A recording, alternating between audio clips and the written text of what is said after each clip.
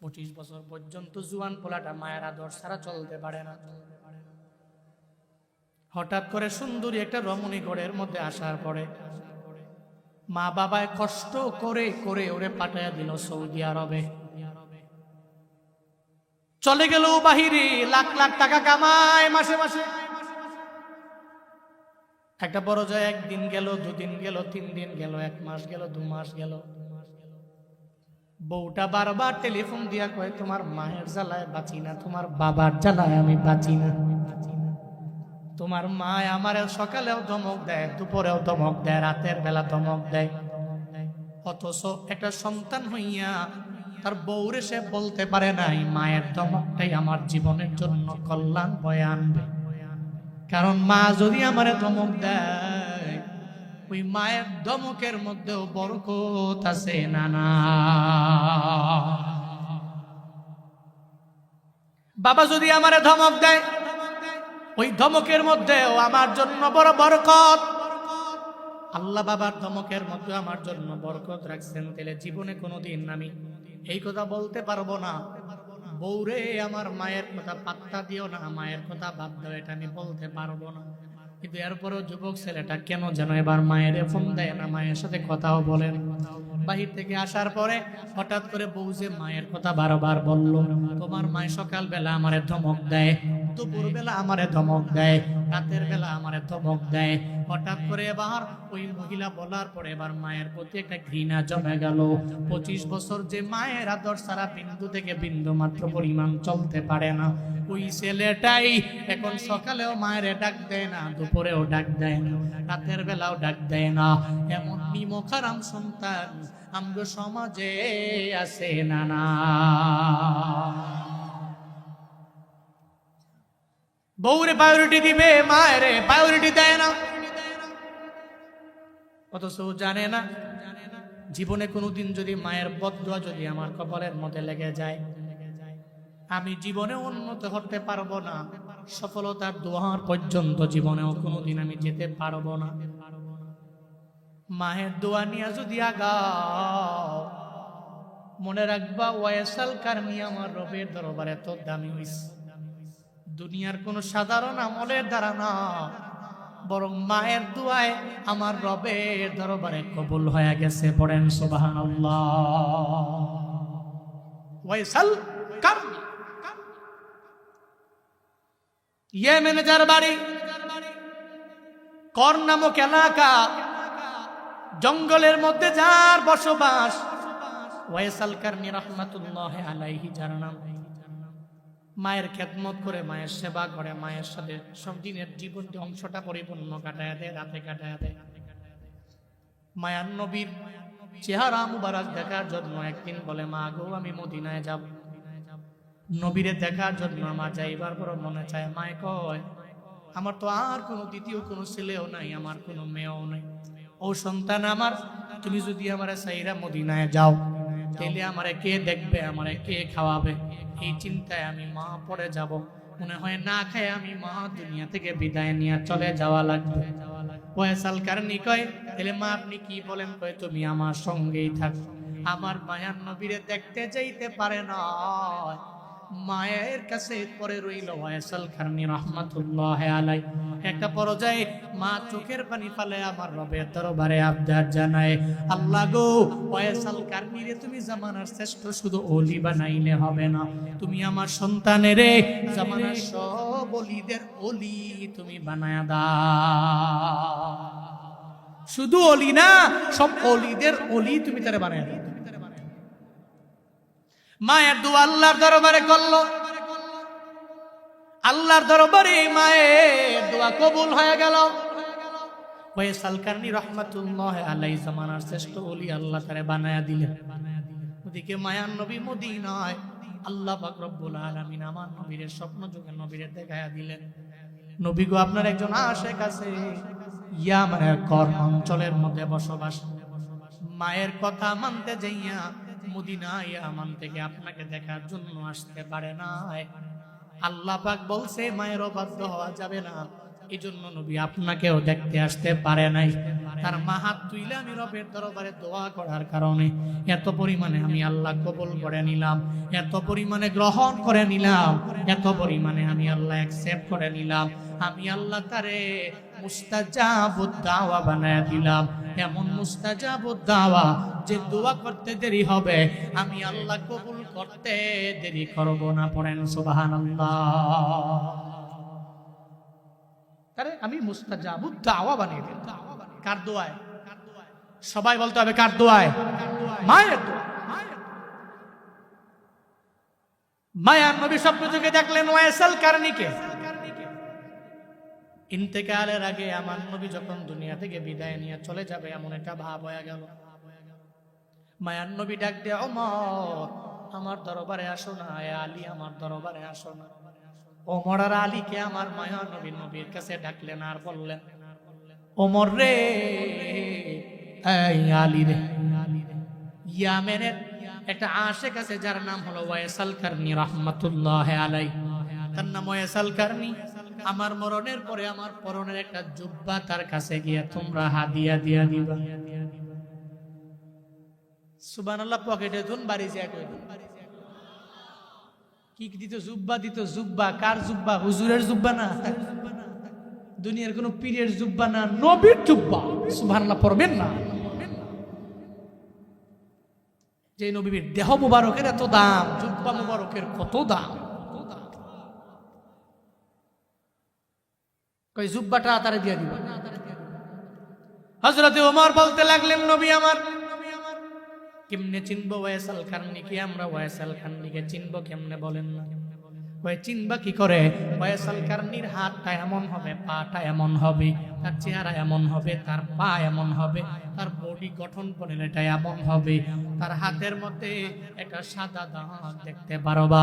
ওয়াইসাল কারনীকে এই এই জিনিসগুলো দেখলে তোমরা চিনতে পারো। এটা বলার পরে হযরত ওমর আর আলী তো বড় অবাক হয়ে গেলেন। ডেকে বলে, পয়গম্বর, ওয়াইসাল কারনী তো আপনাকে দেখতে আসতে পারেন নাই, কিন্তু ওয়াইসাল কারনীর এই গঠন প্রণালীর ব্যাপারে আপনি কেমনে জানেন?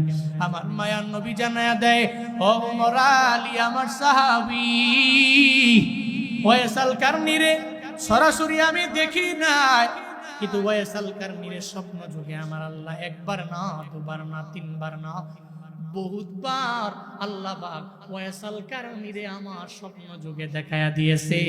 চিল্লায়া পড়া যাবে কি মারহাবা?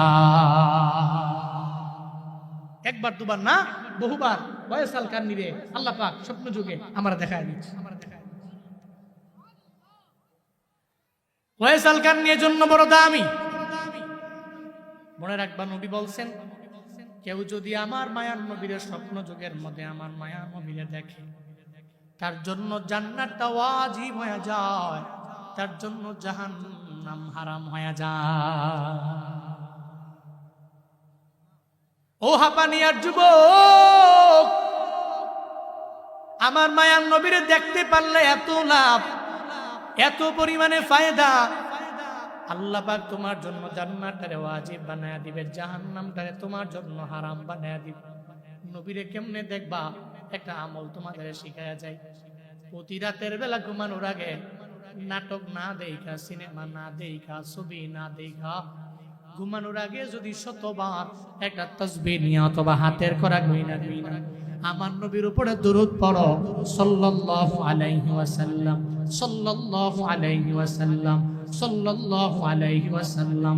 এভাবে যদি 100 বার তুমি হাতের করা গয়না গয়না ঘুমায়া যাইতে পারো, হয়তো প্রথম দিনে মোলাকাত হবে না, হয়তো 1 মাসে মোলাকাত হবে না, হয়তো 1 বছরে মোলাকাত হবে না, হয়তো 2 বছরে মোলাকাত হবে না, তবে তোমার মরণের আগে একদিন দেখবা স্বপ্ন যুগে আমার মায়ার নবী হাজির।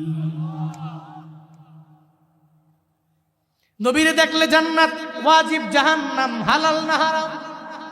অবৈধ। জাহান্নামে ঢুকাই তো হারাম। ওয়াইসাল কারনী নবীরে দেখে নাই, নবীজি ওয়াইসাল কারনীরে দেখছে। নূরুন আলা নূর। সুবহানাল্লাহ পড়বেন না? নবী কয়, এই জিনিস দেখলে ওয়াইসে চিনবা। ওমর আর আলী নবীজির ইন্তেকালের পরে জুব্বা নিয়ে গেলেন, এলাকায় যাওয়ার পর কই, রে ওয়াইস আল কান্দিরে চিনো? অনেকে চিনে না, এক রাখাল কই চিনি, হে তো রাখাল হই, জঙ্গলে থাকে, তবে জানি মার খেদমত করে। সুবহানাল্লাহ পড়বেন না, মাকে বড্ড ভালোবাসে। রাতের বেলা সেজদায় পড়ে পড়ে চিল্লায়া চিল্লায়া হাউ মাউ করে রবের দরবারে কান্দে। তার নাম ওয়াইস আল কান্নি। ওমর আলী কয়, হ্যাঁ মনে হয় নবীর কথার সেই ওয়াইসকে পাওয়া গেছে। দৌড়ে চলে গেলেন জঙ্গলের ভিতরে, যায় দেখে ওয়াইস আল কান্নি দাঁড়ায় আছে। হ্যাঁ ওয়াইস আল কান্নি। ওমর তাকে দেখে, আমার নবী যেমন বলল, তার হাতটা যেমন হবে, পাটা যেমন হবে, জবান মুখটা যেমন হবে, হাতের মধ্যে সাদা দাগ থাকবে, গঠন প্রণালী কেমন হয়ে যাবে, সব এক এক করে সুন্দর করে দেখে ফেললেন। দেখে বলে, আপনি ওয়াইস আল কারনি? কয়, আমি ওয়াইস আল কারনি। আমরা নবী সাহাবা, আমার নাম উমর, ওনার নাম আলী। নবী আপনার জন্য একটা জুব্বা হাদিয়া পাঠাইছি। ওয়াইস আল কারনি কয়, না রে, আমি সেই ওয়াইস আল কারনি না। কারণ আমি ওয়াইস আল কারনি যদি হই, আমি এত পরিমাণে দামি হতে পারি না। আমার নবী আমারে জুব্বা দিবে, নবী আমারে জুব্বা দিতে পারে না। এত পরিমাণে দামি আমি হতে পারি না, এত পরিমাণে আমলের পুঁজি আমার নাই। ওমর কয়, ওয়াইস আল কারনি, নিজের বেলায়াত জারি করে দাও। যদিও মানুষ জানে না, আল্লাহ তো আমার নবীরে তোমার ব্যাপারে জানায় দিয়েছে। বলেন মারহাবা। আল্লাহ জানাই দিছে, তুমি আর নিজেরে গোপন কইরা লাভ নাই, নবী জানে। ওয়াইস আল কারনিরে বলে, এই জুব্বাটা তুমি পরে নাও, আমার নবীর জুব্বা। এই জুব্বাটা পইরা তুমি চইলা যাও। জুব্বাটা পইরা নিয়ে যখন ভিতরে চলে গেলেন, সিজদার মধ্যে পড়ে গেলেন, আমার মায়ার নবীর আল্লাহর দরবারে বারবার ওয়াইস আল কারনি আল্লাহর দরবারে বলে, আল্লাহ গো, তোমার আমার যে সম্পর্ক, এটা তুমি তোমার বন্ধুরে কেন জানাইলা? তোমার বন্ধুরে জানানোর পরে তোমার বন্ধু সাহাবায়ে কেরামের জানাইলো, এমন একটা হালাত হয়ে গেল, এখন সবাই তো আমার ব্যাপারে পরিপূর্ণ জেনে যাবে। আল্লাহ গো, কেন তুমি তোমার বন্ধুরে জানাইলা? কেন বন্ধুদের সাহাবাদেরকে তোমার বন্ধু জানাইলো? যেহেতু জানাইলো, তাইলে আমার নবী বলছে, ওই যে ওমর জানায়া দিছে, তুমি জুব্বাটা পইরা নবীর উম্মতের জন্য দোয়া করবা। ওয়াইস আল কারনি সিজদায় পড়ে আল্লাহর দরবারে বারবার আবদার জানাইতে লাগলো, আল্লাহ গো, তোমার নবীর তোমার বন্ধুর জুব্বাটা আমার পরনের মধ্যে আমি পড়লাম, আমার দেহের মধ্যে এখন আছে, আমি সিজদার মধ্যে পড়ে গেলাম, তোমার দরবারে আবদার জানাই, আমার মায়ার নবীর শতভাগ উম্মতের তুমি মাফ করে দাও।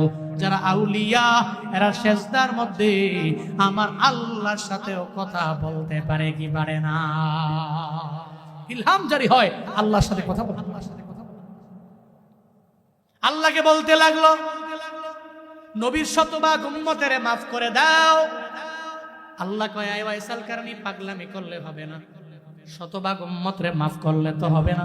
এদের মধ্যে জেনাকার আছে, এদের মধ্যে এমন আছে রে যারা মা বাবার খেদমত করে না, এদের মধ্যে এমন আছে যারা বেনামাজি, এদের মধ্যে এমন আছে যারা রোজা রাখে না, আমল করে না, এদের সবাই তো মাফ করা যাবে না। ওয়াইস আল কারনি কয়, না, শতভাগ মাফ করে দেওয়া লাগবে। আল্লাহ কয়, যা রে, নবীর 10 ভাগ উম্মতের আমি আল্লাহ মাফ কইরা দিলাম। ওয়াইস আল কারনি আবার ডাক দেয়, ও দয়ার আল্লাহ, হবে না, আমার নবীর উম্মতের শতভাগ মাফ করা লাগবে। আল্লাহ কয়ে, যা 20 ভাগ আমি আল্লাহ মাফ করে দিলাম। এরপরেও কেউ হবে না, শতভাগ মাফ করা লাগবে। কয়ে, না রে পাগলা, যা এরপরেও বলার কারণে 30 ভাগ উম্মতের মাফ করে দিলাম, এরপরেও কেউ হবে না। কয়ে, তাইলে 40 ভাগ উম্মতের আমি আল্লাহ মাফ করে দিলাম। এমন একটা হালাতে হযরতে ওমর যখন যায় ডাক দেয়, ওয়াইস আল কারনি, আমাদের বিদায় দেও, আমরা চলে যাব আমাদের এলাকায়, মানে মদিনায় চলে যাব, ইয়ামেনে থাকতে পারবো না, বিদায় দাও। ডাক দেওয়ার পরে সিজদা থেকে লাফ দিয়ে জায়গা কয়, হায় হায়, ওমর আলী করলেন কি?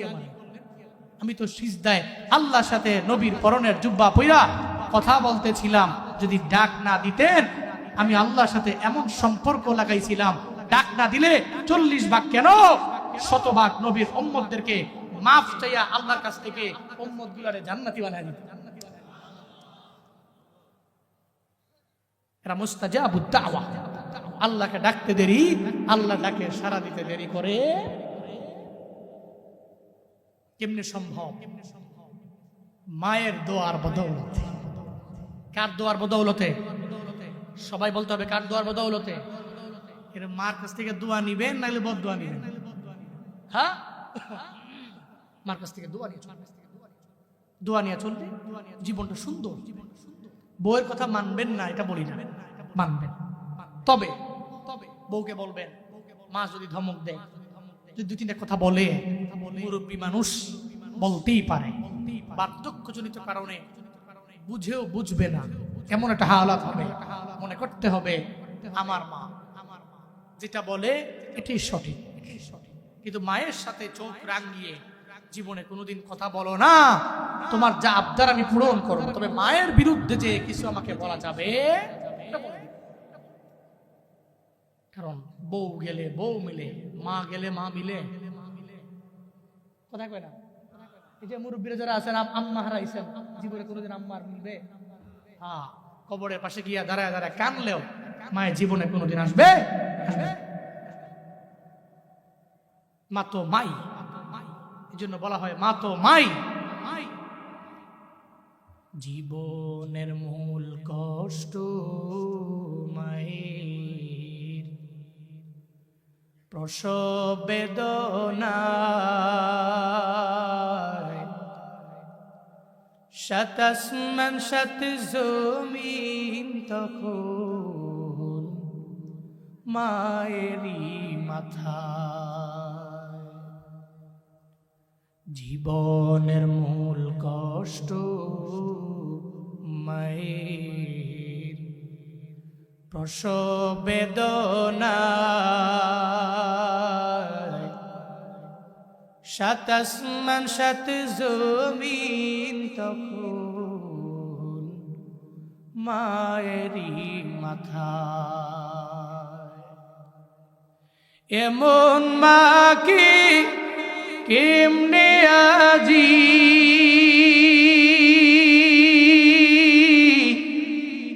এমন মাকে কেমনে আজি যাব আমি ভুলিয়া। ও আমার প্রাণের মা, মা গো মা, কোথায় গেলে মোরে ছাড়িয়া। জনম দুঃখী এতিম আমি, চায় না কেহ ফিরিয়া। জনম দুঃখী এতিম আমি, চায় না কেহ ফিরিয়া। আমি যখন ছিলাম আমার মায়েরি উদরে, চলাফেরা করতেন যে মায়, কত কষ্ট করি। আমার সুন্দর মুখ দেখে মায়ের, আমার সুন্দর মুখ দেখে মায়ের, ব্যথা যায় দে হাসায়া। ও আমার প্রাণের মা, মা গো মা, কোথায় গেলে মোরে ছাড়িয়া। জনম দুঃখী এতিম আমি, চায় না কেহ ফিরিয়া। জনম দুঃখী এতিম আমি, চায় না কেহ ফিরিয়া। জনম দুঃখী এতিম আমি, চায় না কেহ ফিরিয়া।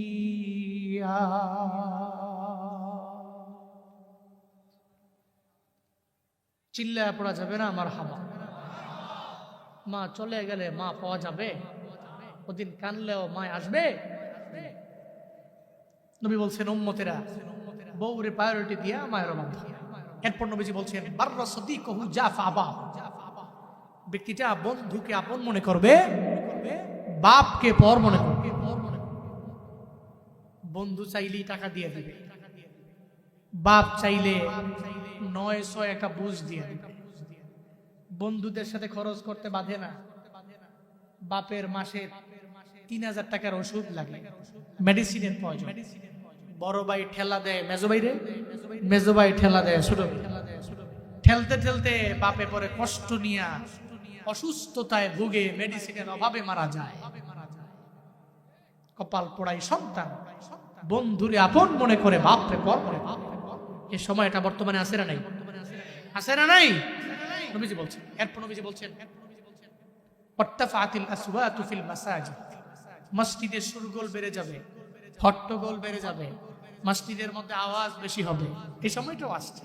মসজিদে ঝগড়া আছে না নাই? ঝগড়া আছে। মসজিদে ঝগড়া করা যাবে? ঝগড়া করার জায়গা। দুনিয়াবি কথা বলা আদেশ না নিষেধ? অনুমতি আছে। তো ওই জায়গায় ঝগড়া করেন কেমনে? জুমার দিন আসলে তো সালামটা ফিরাইতে দেরি, খতিব সাহেব একজন দাঁড়ায় লিছে না,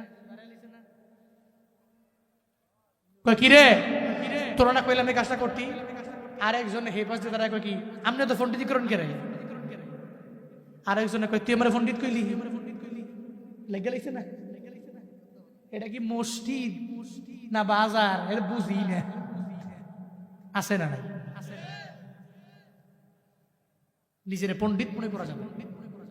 মসজিদ কার ঘর? কার ঘর? দুনিয়াবি কথা বলা যাবে? ঝগড়া লাগা যাবে? মারামারি করা যাবে? নবীজি বলছেন আমার উম্মতেরা মসজিদে হট্টগোল করবে। এরপর নবীজি বলছেন ওয়াকানা যাঈমুল কওম আরজালাহু, সম্প্রদায়ের লিড দিবে বকলম নেতা।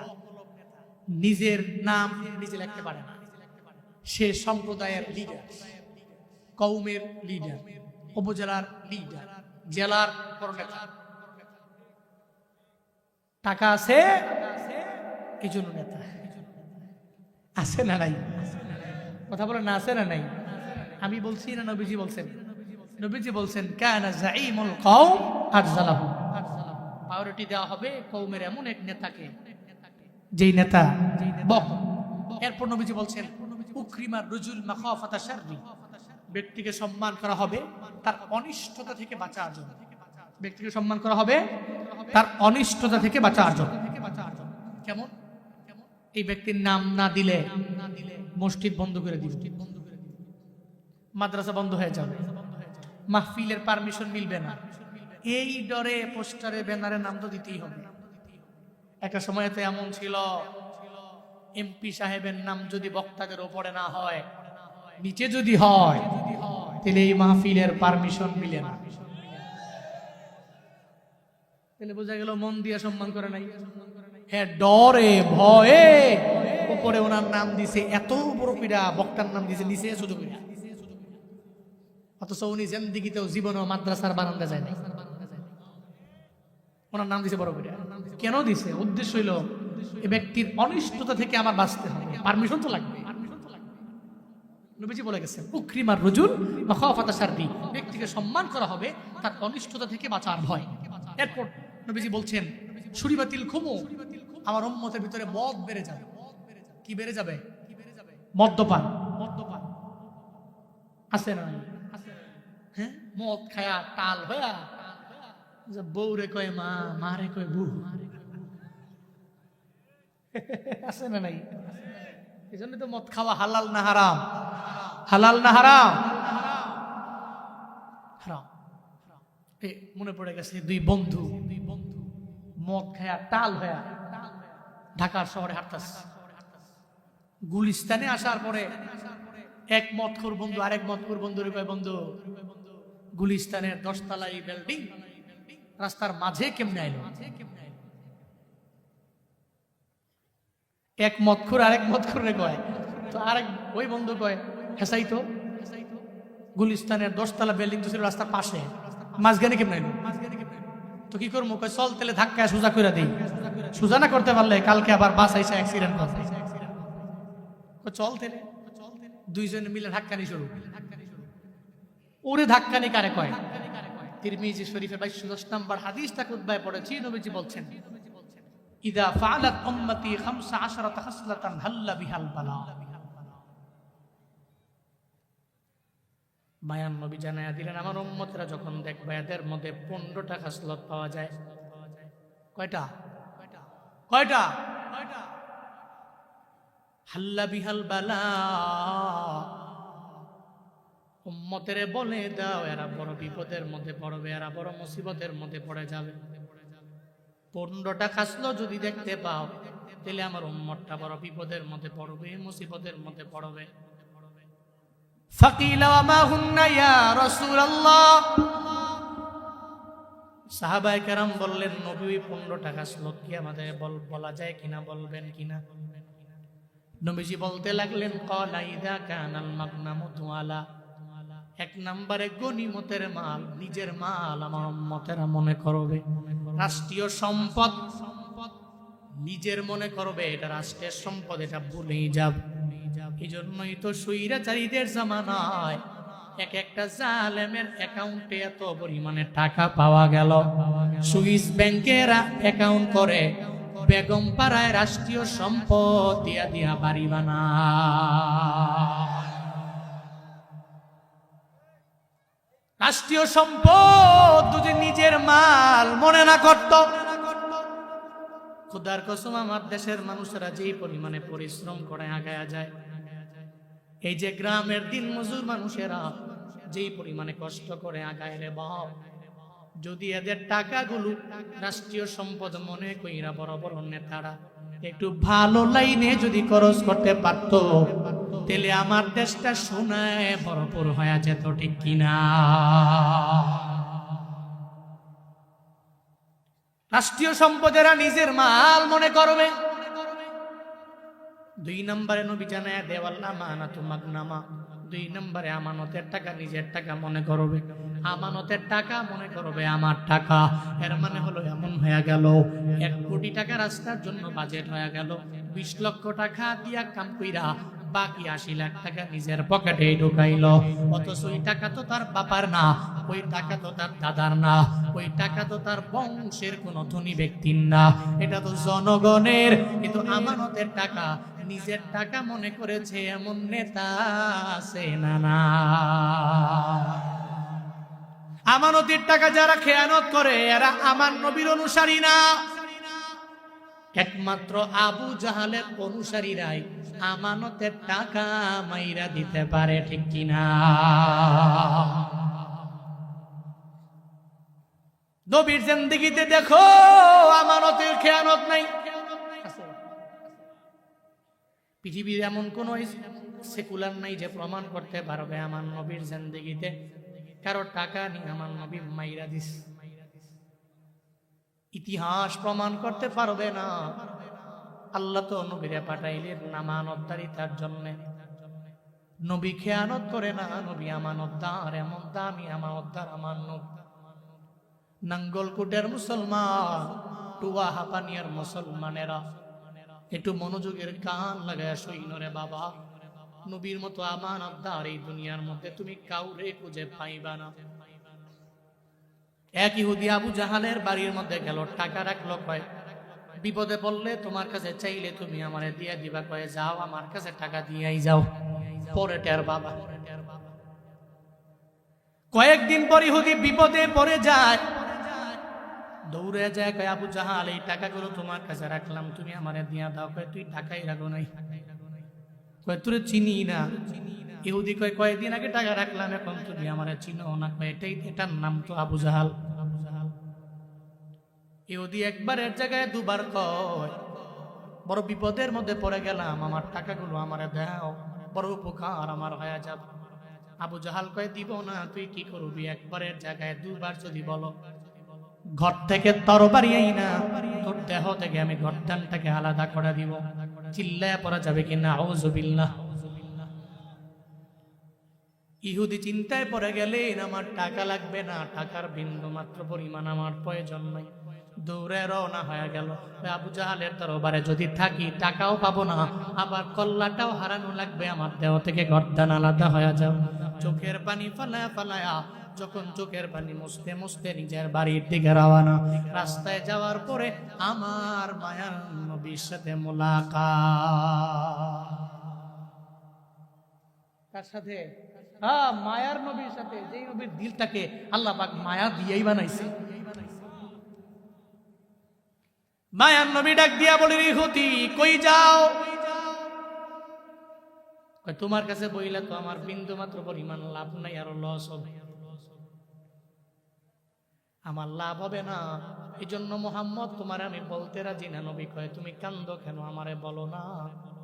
একটা মানুষ যদি চোখের পানি ফেলে কান্দে, আমি নবী সইতে পারি না। ইহুদি আমায় বলো না, মনের মধ্যে কি ব্যথা আছে আমারে জানাও। সঙ্গে সঙ্গে ইহুদি 2-3 বার 4 বার রিকোয়েস্ট করার পরে আবার বলতে লাগলো, রে মুহাম্মদ, আবু জাহালের দরবারে টাকা দিয়ে আসলাম, কিছুদিন পরে বিপদে পড়ার পরে আমি যখন তার বাড়িতে আমার আমানতের টাকা আনতে গেলাম, মাইরা দেয়, উল্টা আমারে হুমকি দিয়া ধমক দিয়া ওই জায়গা থেকে আমারে তাড়ায়া দেয়। চোখের পানি ফালায়া ফালায়া কান্না করে চোখের পানি মুছতে মুছতে মুছতে আমি বাড়ির থেকে রওনা হয়ে গেল। নবী কয়, ইহুদি চল না,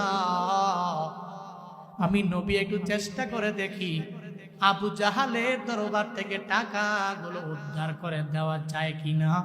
চিল্লা পড়া যাবে কি সুবহানাল্লাহ? চল না, আমি একটু চেষ্টা করে দেখি আবু জাহালের কাছ থেকে টাকাগুলো উদ্ধার করে দেওয়া যায়। ইহুদি কয়, যেহেতু মুহাম্মদ বলতেছে তো যাই, হয়তো কোন একটা কাহিনী আছে। রওনা হলেন। আবু জাহালের দরওয়াজার সামনে গিয়ে কয়, আবু জাহাল বাড়ি আসবে? কে? মুহাম্মদ। বাবারে, তুমি আমার বাড়ি কেমনে?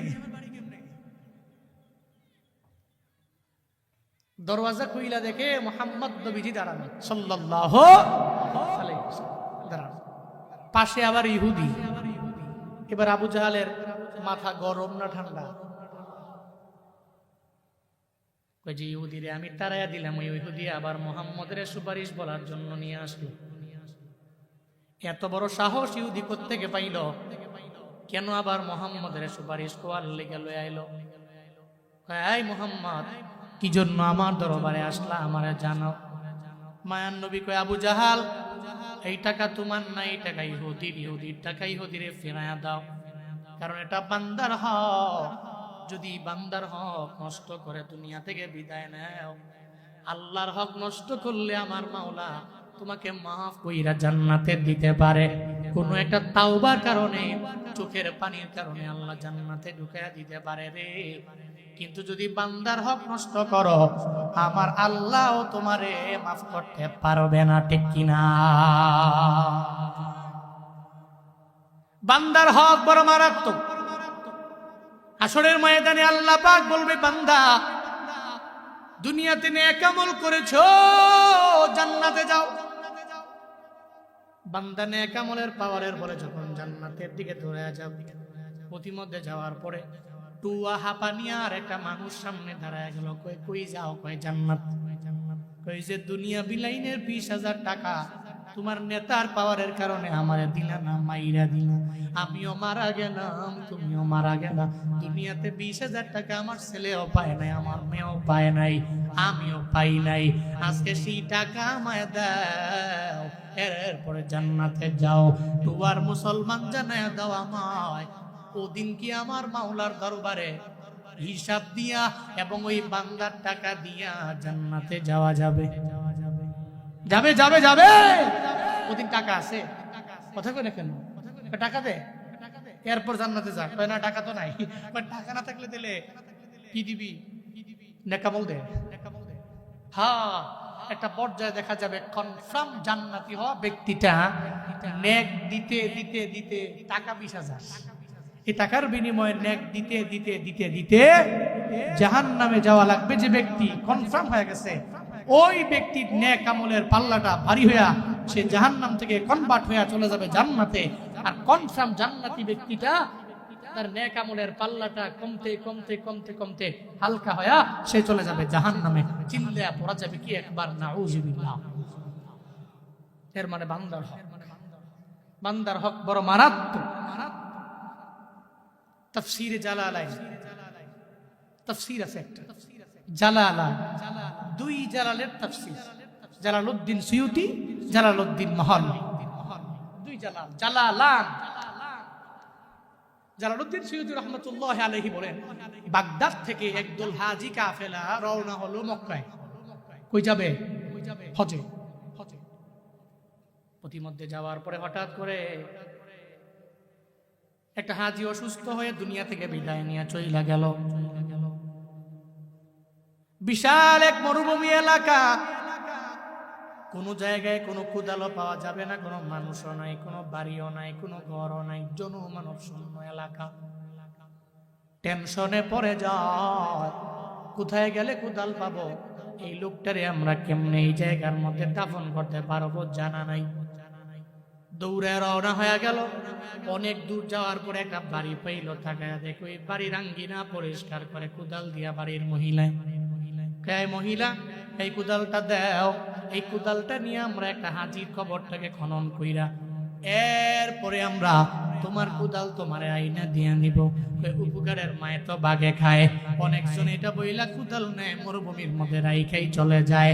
আমার কুদাল আমার বাড়ির মধ্যে আইনা দেয় না, এমন নজির প্রমাণ আছে না নাই? তোমার উপকারের মায় বাগে খায়, আগে তোমার শর্ত দিয়া দিলাম, আমার কুদাল আমারে ফিরে দিবা, আইনা আমার হাতের মধ্যে দিয়া দিবা, এই শর্ত মানলে তোমাদের কুদাল দিয়া দিতে পারি। ওই শর্ত মেনে নিলাম, এরপরেও কুদালটা আমাদের দাও। কুদাল নিয়ে যখন মরুভূমির মাঝে ওই ব্যক্তিটাকে দাফন কাফন শেষ করার পরে একটা পর্যায়ে ওই কুদালটা কবরের মধ্যেই রাইখা ওপরে চলে আসলো। একজন আর একজনের কয় কুদাল কই? কয় কুদাল তো ডানে বামে কোথাও দেখা যায় না, চতুর্পাশে কোথাও কুদাল নয়। একজনে কয় মনে হয় ভুলে কুদালটা কবরের মধ্যে রাইখা আসলাম। যেই ব্যক্তিটা ওই শর্ত মাইনা ওই মহিলার থেকে কুদালটা আনলো, ওই ব্যক্তি বলে কুদাল তো অবশ্যই আনা লাগবে, ভেতর থেকে কুদালটা আনো, এরপরে কুদালটা মহিলার দরবারে আবার দাও। এই আল্লাহর বান্দারা, এই কবর আবার খনন করা আরম্ভ করে দাও। একটা পর্যায়ে কবর থেকে যখন মাটি ওঠানো শুরু করলো, তারা তাকায়া দেখে ওই হাতিটা হাউ মাউ হাউ মাউ হাউ মাউ করে করে চিল্লায়, আর তার ডানে বামে সাপের কবরের মধ্যে সাপের কোনো অভাব নাই। তারা তাকায়া দেখে ওই ব্যক্তির দুটা হাত আর কুদালের সাথে আগুনের দড়ি লাগানো, ওই আগুনের দড়িটা তারে বারবার বারবার বারবার পেঁচায়া রাখে। সে হাউ মাউ হাউ মাউ করে চিল্লায়, চোখের পানি ফালায়া ফালায়া কান্না করে। হাজিরা আতঙ্কিত হয়ে গেল, ভয় পেয়ে গেল, কয় কুদাল লাগবে না। ও হাজিরা, কুদালের বিনিময়ে ওই মহিলারে আমরা প্রয়োজনে 3 গুণ 4 গুণের টাকা বাড়াইয়া দিব, এরপরেও কুদালটা আনা লাগবে না, মাটি চাপা দিয়া দাও। হাজিরা মহিলার কাছে গেল, বুঝাইয়া দিয়া কুদালের বিনিময়ে 4 গুণ টাকা দিয়া এরা রওনা হয়ে গেল মক্কা মদিনায়। হজের কাজ যদি শেষ হওয়ার পর এরা চলে আসলো আবার বাগদাদে। ওই ব্যক্তির এত পরিমাণে আযাব কেন শুরু হয়ে গেল, এটা জানার জন্য তার যে হোম মিনিস্টার মানে ঘরওয়ালি, ওই ঘরওয়ালির দরবারে দৌড়ায়া যায় আর কয়, এই তুমি কি ওই স্বামীর স্ত্রী? কয় হা হা। ওই ব্যক্তির স্ত্রী হলে আমাদের জানাও, কেন তার দেহের আযাব হয়ে গেল, কেন তার কবরের মধ্যে ঢুকানোর পরে এত শাস্তি হয়ে গেল, এই ব্যাপারে তো অবশ্যই তোমার জানা আছে, তুমি আমাদের জানায়া দাও। ওই মহিলা কয়, কয়দিন আগে তো একজন বিজনেস পার্টনারকে সে মারল, মাইরা তার সমস্ত টাকা পয়সাগুলো কেড়ে নিয়ে গেল। আবার বাড়ির মধ্যে এসে কয়, এই টাকাগুলো নিয়ে আমি বাইতুল্লাহে যাব, হাজরে আসওয়াদে চুমো দিব, দিলে জিন্দেগির সমস্ত গুনাহ আমার মাফ হয়ে যাবে। আল্লাহ বুঝি তারে হজে নিয়ে যাবে। এই টাকা তো বিন্দু মাত্র পরিমাণ হালাল না, এটা হারাম। আল্লাহ ক্ষেতের চাকা খেতি ভাঙ্গে, আইলে তুই না ভাঙ্গে না, ঠিক কিনা? আল্লাহ খেতের চাকা খেতেই ভাঙ্গে, লাইলে তুইলা আইলে তুইলা ভাঙ্গে না। আমেরিকার ক্যালিফোর্নিয়ায় আগুন কেন কেন আগুন নিভাতে পারে না? সাংবাদিকেরা কয় আগুন কেন নিবে না, কেন নিভাতে পারি না, কেমনে লাগলো এই ব্যাপারেও জানা নাই। কেন আগুন নিবানো যায় না সাংবাদিকেরা জানে না, কিন্তু যারা মুসলমান এরা জানে ক্যালিফোর্নিয়ায় আগুন লাগলো কেন, কেন আগুন নিবানো যায় না। এ ব্যাপারে মুসলমানরা পরিপূর্ণভাবে ভালো করে জানে রে বাপ। আল্লাহর প্রতি ঈমান আর ইয়াকিন যাদের পরিপূর্ণ আছে, এরা কয়েকদিন আগেও ইসরায়েলে বলল ডলার যা লাগবে দিব, গাজাটারে পরিপূর্ণ উড়াইয়া দাও, ফিলিস্তিনের উড়াইয়া দাও। এরা মনে করলো আরেকজন ব্যক্তি দিলে কষ্ট দিলে মনে হয় আমরা ধরা খাবো না। আল্লাহর মাইট তো দুনিয়ার ভাই, এখন ক্যালিফোর্নিয়ায় আগুন লাগাইলো, এমন ভাবে লাগলো যে কেউ নিভাতেও পারে না, বন্ধ করতে পারে না। কে লাগাইলো এই ব্যাপারে বিন্দু মাত্র পরিমাণ জানে না। আল্লাহ কয় ক্ষেতের চাকা আমি খেতে ভাঙ্গি, আইলে তুই না ভাঙ্গি না, ঠিক কিনা? ফিলিস্তিনি মুসলমানদের কান্নার আওয়াজ এই আগুন লাগাইল। এই মাজলুমদের আর্তনাদ, যেই মাজলুমেরা চোখের পানি ফালায় কান্না করলে বুলেট মিস হতে পারে, এই কান্না আমার রবের দরবারে যাইতে মিস হয় না। বুলেট মিস হতে পারে, কিন্তু মাজলুমদের চোখের পানি রবের দরবারে যাইতে মিস হতে পারে। এই জন্য ফিলিস্তিনি মুসলমানদের আগুন লাগিয়েছে ক্যালিফোর্নিয়ায়। এটার পাওয়ার কত জানেন? মজলুমের আল্লামা শেখ সাদি রহমাতুল্লাহ আলাইহি ওনার গুলিস্তা কিতাবের মধ্যে উনি একটা ঘটনা আনলেন। এক এলাকার মধ্যে একজন জালেম ছিল, জুলুম করে, মানুষের উপরে নির্যাতন করে। 2 তলা বিশাল একটা ভবন, হঠাৎ করে তাকায়া দেখে পুরো ভবনের মধ্যে আগুন লাইগা ভবনটা পুইরা গেছে। জালেম বিল্ডিং এর পাশে দাঁড়ায়া দাঁড়ায়া, দালানের পাশে দাঁড়ায়া দাঁড়ায়া চোখের পানি ফেলায়া ফেলায়া কান্দে। আর কয় কিসে আগুন লাগাইলো, কেন আগুন বন্ধ করতে পারি না? পাশ দিয়ে একটা বুজুর্গ যায়, একটা পীর পাশ দিয়া দিয়া হাইটা যায়। একটা পীর বুজুর্গ কয়, কিরে জালেম তুই কান্দকে? কয় 2 তলা দালানটা কে যেন আগুন লাগাইলো, কিভাবে যেন পুইরা গেল। কয় আগুন তো কেউ লাগায় না, গরিবের উপরে যে বারবার বারবার জুলুম করলা, নির্যাতন করলা, ওই গরিবের শব্দটা আমার মাওলার দরবারে পৌঁছা গেছে। ওই গরিবের শব্দের আল্লাহ আগুনটা লাগায়া দিছি। গরিবের রবের দরবারে গেছে, ওই গরিবের শব্দের আগুন তোমার 2 তলা দালানটা জ্বালায়া পুরা ভস্ম করে দিছে। এই জন্য গরিবের শব্দের অনেক পাওয়ার। বলতেছিলাম বান্দার হক মারাত্মক, নষ্ট করা যাবে। নবীজি মনে আসেনি? কান টানলে মাথা আসে। হ্যাঁ, নবীজি বলতে লাগলেন, আবু জাহাল তোমার হক না, বান্দার হক দাও, টাকা তোমার না। ধমক দিলেন।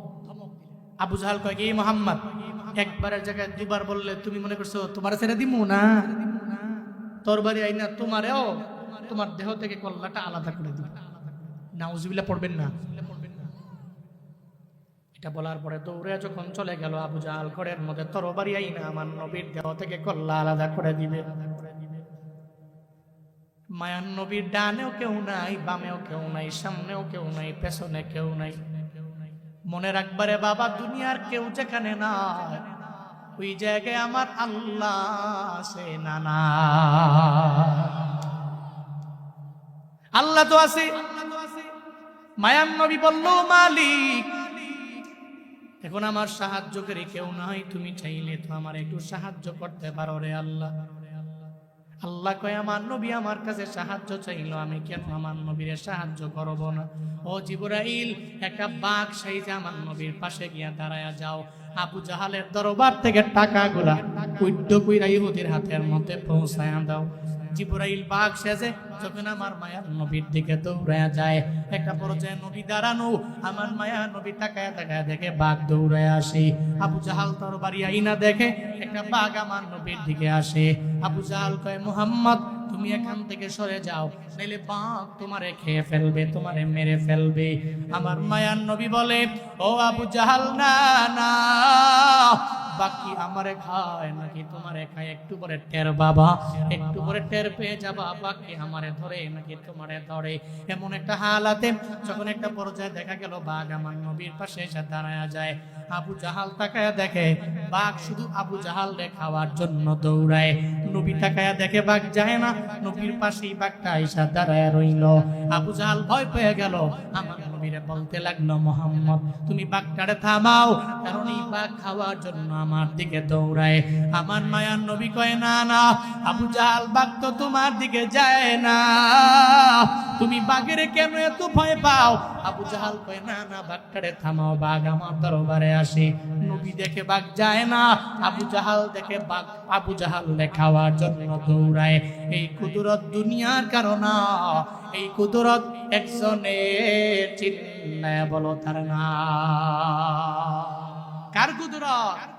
কাদের কুদরত দারি বর কামাল, আনতা রব্বি আনতা হাসবি দুল জালাল, তুহি কাদের জলিলুল্লাহ জাহাদা বহর হালে, তুহি মেরা নেগাহাদা। আল্লাহ পাকের কুদরতে মোট আবু জাহাল তাকায়া দেখে বাঘ আবু জাহালের দিকে দৌড়ায়। মায়ান নবী দেখে বাঘ আবু জাহালের দিকে যায় না, বরং দাঁড়ায় রইল। আমার মায়ান নবী কয়, আবু জাহাল বাঘের যদি এত ভয় পাও, তাহলে বাঘের আল্লাহ রে কেন ভয় পাও না? বাঘের এত ডরাও, তাহলে বাঘের আল্লাহ তো কোন আছে? আল্লাহর কেন ডরাও না? যদি ডরাও এত, টাকা তো তোমার না, তোমার বাপের না, টাকা ইহুদি দিয়ে দাও। সুবহানাল্লাহ জোরে পড়ে না, আরো জোরে পড়ে না সুবহানাল্লাহ। দিয়ে দাও। মোহাম্মদ তোমার পায়ে ধরছি, বাঘ থামাও, টাকা আনতাছি। ঠিক আছে বাঘ থামাইলাম, বাঘ তো আসলে যায় না, দাঁড়ায় রইছে। ইহুদি কাছে টাকা আইনা দিয়া কয়, ইহুদি যাওগা, হ্যাঁ মোহাম্মদ যাও তুমি। ডরে, বাঘের ডরে পৃথিবীতে মুশরিকরা মুনাফিকরা এরা তো বেশি ভয় করে, কিন্তু মুমিনরা, ওই যে আগে বলছি না, মুমিনরা কারে ভয় করে? আরো জোরে বলতে হবে, কারে ভয় করে? আল্লাহকে ভয়। ভয় পেয়ে গেল, টাকা দিয়ে দিল। নবী কই, ইহুদি পাইছো বুঝা? পাইছি, যাও। নবী চলে গেলেন।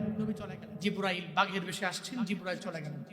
পথিমধ্যে যাওয়ার পরে ইহুদি মনে মনে চিন্তা করে, এতদিন যার দল করলাম তার দল কইরা তো আমার লাভ নাই। যেই ব্যক্তিটা আমানতদার না, যে বিন্দু মাত্র পরিমাণ মানুষের আমানতটাকে আমানতদারিতার সাথে রাখতে পারে না, জীবনেও কোনোদিন তার দলের মেম্বার আমি হতে পারি না। যেই মুহাম্মদের গালি দিলাম সারা জীবন লাগায়া, ওই মুহাম্মদের মতো আমানতদার এই দুনিয়ার মধ্যে আর 2 নাম্বার কেউ হতে পারে না। যেই মুহাম্মদের গালি দিয়েছি, ওই মুহাম্মদ একটা কালেমার দাওয়াত দেয়, জীবনেও কোনোদিন এটা মিথ্যা হতে পারে না, পারে না। ইহুদি দৌড়ে চলে গেল আমার মায়ার নবীর দরবারে, যা কয়, ও মুহাম্মদ তুমি আমারে যে উপকার করলা, তুমি আমার টাকাটাই আবু জাহালের দরবার থেকে আমারে ফিরে আইনা দিলা। তোমার মতো ভালো মানুষ এই জগতের মধ্যে কেউ হতে পারে না। তুমি যেই ধর্মের দাওয়াত দাও, ওই ধর্মের একজন সদস্য আমারে বানায়া দাও, আমারে পড়ায়া দাও লা ইলাহা ইল্লাল্লাহু মুহাম্মাদুর রাসূলুল্লাহ সাল্লাল্লাহু আলাইহি ওয়াসাল্লাম। আমারে কালেমা পড়া মুসলমান বানায়। এর মানে বুঝা গেল একমাত্র আবু জাহালের চালা মুন্ডারাই, অনুসারীরাই আমানতের খেয়ানত করতে পারে, কিন্তু মুহাম্মদ সাল্লাল্লাহু আলাইহি ওয়াসাল্লামের খাঁটি উম্মতেরা আমানতের খেয়ানত করতে পারে